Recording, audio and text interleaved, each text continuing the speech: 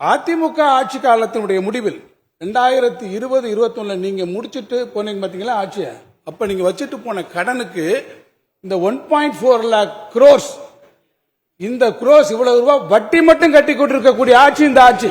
நீங்க வச்சுட்டு போன கடனுக்கு 1.4 லட்சம் கோடி ரூபாய் வட்டி கட்டி கொண்டிருக்கக்கூடிய ஆட்சி. யார் கடனை பற்றி பேசுகிறீர்கள்? நான் கடனை பத்தி சொல்றேன், உட்காருங்க சார். நான் கடனை பத்தி, நீங்க வச்சிருக்க கடனை பத்தி விவரங்கள் இருக்கு, நான் சொல்ல கடமைப்பட்டிருக்கிறேன். பல முறை நான் அதைத்தான் சொல்றேன் சார். அப்சல்யூட் நம்பர்ல பேசினா நான் அப்சல்யூட் நம்பர்ல பேச தயாரா இருக்கேன். நீங்க எவ்வளவு வச்சுட்டு போயிருக்கீங்க நான் திருப்பி சொல்றேன். என்ன அளவுல விகிதாச்சாரம் உங்க ஆட்சியில் எப்படி வச்சிருந்தீங்க சொல்றேன், நான் கேட்டுக்கோங்க.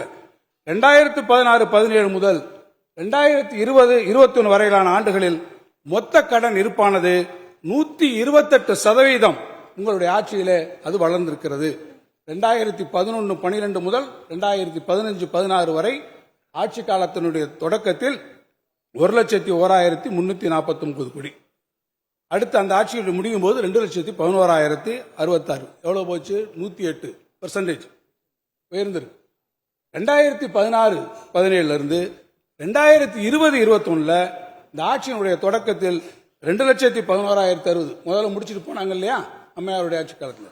அடுத்து உங்களுடைய ஆட்சி காலத்தில் 2,11,066 கோடியாக இருந்தக்கூடிய இந்த கடன் ஆட்சியை நீங்கள் முடிக்கிற போது 4,80,300. எத்தனை சதவீதம் கூடி இருக்கு தெரியுமா?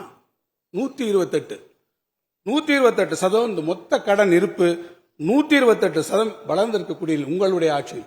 2020-21 நாங்கள் ஆட்சிக்கு 21-22 நாங்கள் ஆட்சிக்கு வர்றோம்.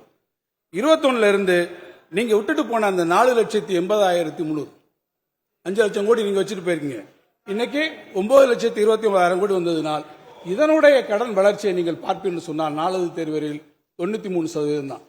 இப்ப பாருங்க, 108% கடன் யார் வளர்த்தது? 128% யார் கடனுடைய ஒட்டுமொத்தத்தை கூட்டி போனது? 128 அதிகமா 93 அதிகமா?